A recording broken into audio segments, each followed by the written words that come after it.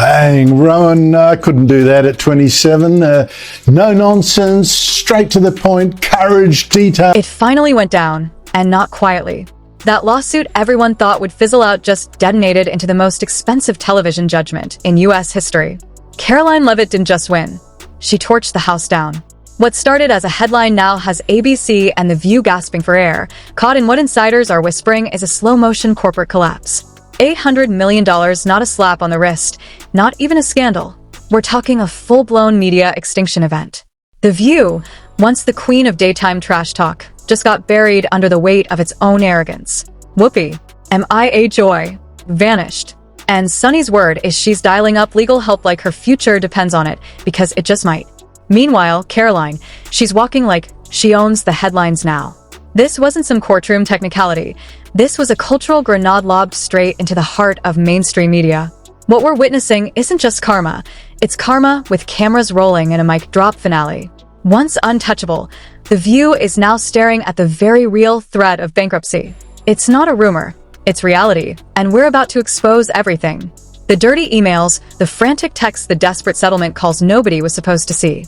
There is so much good news, so much winning out of the Trump White House right now that the mainstream legacy media can't keep up with. We're peeling back the velvet curtain on how Karoline flipped the script, crushed the narrative, and sent daytime TV's loudest mouths into a spiral they never saw coming. The moment the gavel hit, that bench boom history made. The blast didn't just shake The View, it detonated ABC's entire money machine in a matter of seconds. The shockwave slammed into Wall Street like a battering ram. ABC's parent company, once the untouchable titan of entertainment, the too-big-to-fail beast, watched its stock nose dive before the first latte even hit a conference table. Billions in market value gone. Traders froze. Analysts were left stunned. Financial anchors trashed their teleprompters. Mid-show, CNBC cut their tech segment on live air just to scream the breaking news. An $800 million judgment just shattered ABC's market confidence into dust. That sound echoing through Manhattan, it wasn't applause, it was sirens.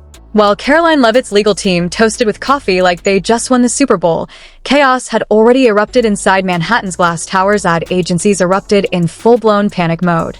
4 top-tier sponsors, household names you see every commercial break, cut ties immediately. Not next quarter, not next week, immediately. One insider called it a damn break. Every passing minute, another brand pulled out. Phones exploded. Boardrooms melted down. Entire campaigns vanished. Commercial slots went dark. The View's flashy production budget was gone before it had a chance. And here's the final dagger. Most networks rely on crisis insurance to patch up disasters like this, especially when their talent spirals out. But ABC had a policy carve-out, the kind that excludes drama caused by their own stars. No safety net, no plan B. What started as a lawsuit has now turned into a financial firestorm, and the blaze is still spreading. There it was, the fatal clause. ABC's crisis insurance didn't cover intentional defamation, and that's exactly what Karoline's victory was built on. A deliberate, malicious hit job disguised as daytime drama. No coverage. No safety net. No backup parachute. This wasn't some courtroom speed bump. This was the Titanic ripping through an iceberg with no lifeboats in sight. ABC's finance division collapsed. Total system failure. Emergency huddles broke out in tension-soaked boardrooms. Lawyers stormed the building like EMTs at a 5-alarm inferno. Executives flipped through spreadsheets like they were defusing bombs. One question gripped everyone. Can we even survive this? Then it started. The one word no one in corporate America ever wants to hear. First it was just whispers, then frantic Slack messages, and finally it hit. Leaked memos like a siren. Bankruptcy. One junior HR rep reportedly messaged her friend in graphics. They're murmuring Chapter 11. This wasn't gossip. It was standard operating panic. Hiring froze. Budgets got gutted. Studio trips were canceled. Security staffing was slashed. And craft services went from felt minin to day-old sandwiches and bitter drip coffee. ABC's once glamorous halls are now drenched in anxiety and burned espresso. And through the entire meltdown, Karoline Leavitt didn't say a single word. No media parade. No gloating tweet. No post-victory monologue, nothing. And that silence cut deeper than a viral headline while ABC scrambled to patch up the wreckage. Karoline stood still, calm, collected, and cold-blooded, watching it all go down brick by corporate brick. She didn't need to say a thing. The View wasn't just floundering. It was sinking fast, and the woman they once mocked and minimized turned into a punchline. Karoline didn't just fight back. She became the storm. Don't blink. This was just the beginning. So Joy Behar just offered her analysis on why Leavitt was picked for the... Because right here, this exact moment, is when the empire really started to crumble. The second that $800 million judgment dropped like a legal guillotine, the chaos didn't just engulf ABC. The spotlight tightened, and it locked in on three very specific faces. Whoopi Goldberg, Joy Behar, Sunny Holland, these weren't just household names anymore. They became corporate risks, walking, talking liabilities. Yesterday's icons of daytime TV had morphed into real-time cautionary tales. Their once polished legacies were torched, their credibility ripped to shreds, their careers didn't just take a hit. They got dragged into legal quicksand, and not even the best crisis PR money could stitch together the pieces, while headlines obsessed over ABC's financial collapse. Something even nastier brewed behind Ho's high-security studio doors. Each co-host individually summoned no cameras, no glam squad, just cold rooms, colder lawyers, and legal briefings that read like final warnings. No more applause, no more hot takes, just the sound of careers dangling over the edge. What comes next? Even their agents are scared to ask. No punchlines, no stylists, no fake smiles, just cold-eyed attorneys clutching folders full of facts and consequences. One by one, the hosts were hit with the same brutal message. They might be personally liable for part of that $800 million judgment. Yes, personally. Yes, financially. Let that sting settle in. Whoopi. The swagger vanished. Insiders say she called in a crisis management firm, the kind usually hired by disgraced CEOs or fallen politicians. That's how deep the panic ran. Joy Behar. She straight up disappeared. No calls, no emails. Nothing. One crew member even joked she ghosted her own scandal, and Sunny Holland, the one with legal credentials, according to sources, broke down in tears during a closed-door meeting. No cameras, no filters, just a raw, silent collapse. She understood what the others didn't want to admit. This wasn't just reputation damage. This was career annihilation. But Karoline's legal team didn't just file a lawsuit.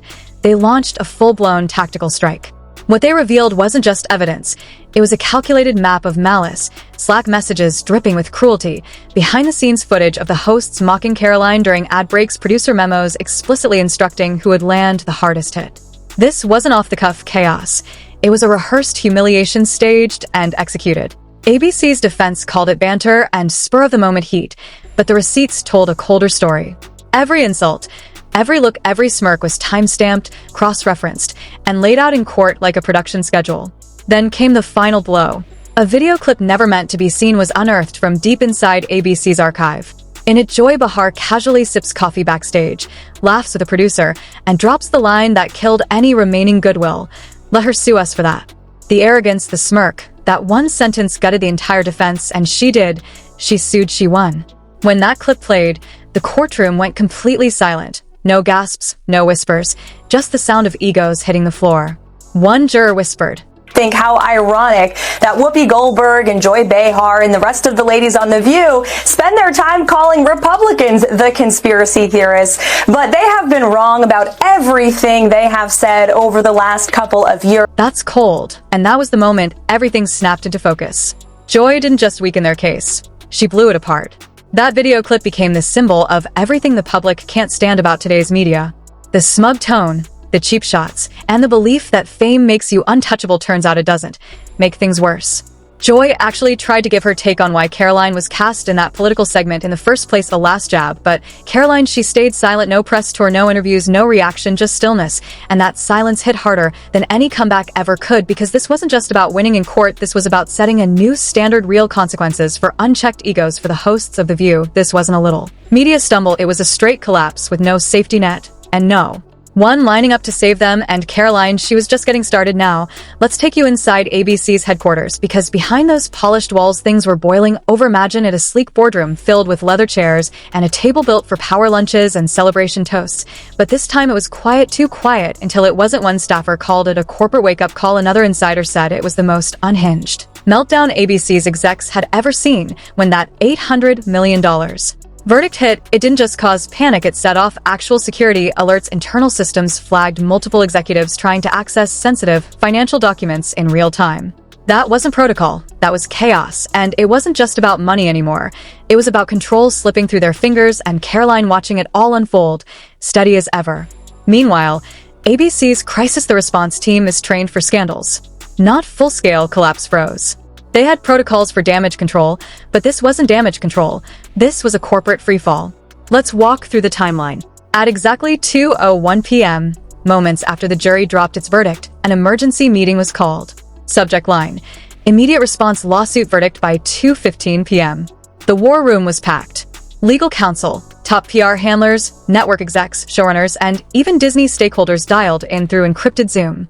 The room was heavy with thick air, clenched jaws, shallow breathing. One exec slammed the table so hard a glass pitcher flipped and shattered. "We let this happen," he growled. Another, visibly shaking, launched a legal binder across the room, yelling, "We enabled every bit of this." Someone whispered, "This is bigger than Don Imus, bigger than Roseanne." Another cut in "This is legacy destruction." Then the door burst open, a junior legal assistant stepped in, pale and clutching a white envelope. It was fresh, straight from Karoline Leavitt's legal team. Inside was just one sentence printed in stark Helvetica: "We suggest you begin calculating liquidation options." Liquidation, a word never even imagined in the same sentence as The View. This wasn't spin material, this was a legal bombshell, and they were now standing in the blast zone. The reaction was pure chaos. Some execs demanded immediate action. Fire Whoopi, fire Joy, fire Sunny, burn the brand, and cut it loose. Others warned that moving too fast would scream guilt. "If we panic now," one said, "we're admitting we knew this was indefensible all along." Voices clashed, desks were hit, red faces were everywhere. One executive stormed out yelling, "I told you not to greenlight that segment." And then came the leak. A marketing insider dropped a bomb of their own. A long-buried internal poll, one that had predicted exactly this level of backlash if the segment aired the way it did. They ignored the warning, and now the fallout was hitting every floor. They ignored the warning. Now that internal poll is exhibit in a new wave of lawsuits, this time coming from furious shareholders. That's right, the reckoning didn't end with a verdict, it's growing fast. This case didn't just cost ABC $800 million in damages, it shattered the foundation. What followed was a tidal wave of investor backlash, looming class action threats, and something far more dangerous: the growing talk of full-scale network-wide bankruptcy. What began as a lawsuit had now mutated into a historic corporate meltdown, the kind of nosedive executives whisper about but hope they'll never see firsthand.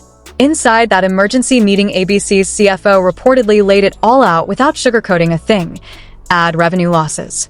$140 million in legal fees already, and $38 million in sponsorship contracts canceled or voided, $221 million gone overnight. Brand equity completely gutted. No number could capture the damage. One exec described it like watching the engine rip off mid-flight and knowing there's no way to fix it in time. And then, just as they were scrambling to build a damage control strategy, the second strike landed. A video clip leaked across Twitter like wildfire. Joy Behar, after taping, casually sipped wine and smirked as she said, "Let's see her sue us for that." Well, she did, and she won. The clip hit 2 million views within minutes and 10 million hashtags in under an hour. Word to use: Joy be wrecked. You Whoopi went quiet on your sunny side. Gone. Sponsors freaked. One major automaker announced a full reevaluation of their entire daytime media. Another conglomerate froze all syndication of The View across regional partners effective immediately, and behind the scenes, Disney executives had already started running projections for the worst-case scenario if this bankruptcy lands. One senior exec said, "We're not talking damage control. We're talking pulling the plug on the entire daytime division, not rebranded, obliterated, and somehow in the middle of the fallout." ABC still thought a polished apology or a few well-timed suspensions might patch things up, but Karoline's legal team didn't even respond. No press conference, no interviews, no statement, just silence. Because at that point there was nothing left to debate. The verdict was final, the damage was expanding by the hour, and The View, it was being wiped from existence. ABC went from "let's make this go viral" to "let's explore liquidation" in under 3 months. No prairie stunt could rewrite what had happened, because this wasn't a media scandal, it was a full-blown reckoning. Newsrooms and studios across the country were watching closely, not just as observers, but as potential targets, because if Karoline Leavitt could bring down The View, then no host, no network, no off-script moment was safe anymore. Let's talk ripple effects. ABC wasn't the only one rattled. CBS called emergency meetings. NBC ordered legal audits on every unscripted segment aired over the past 6 months. Even Netflix and Hulu quietly reached out to legal consultants. Why? Because Karoline didn't just win in court, she shattered the illusion that media power equals legal immunity. Now the entire industry is treating live talk shows like ticking time bombs.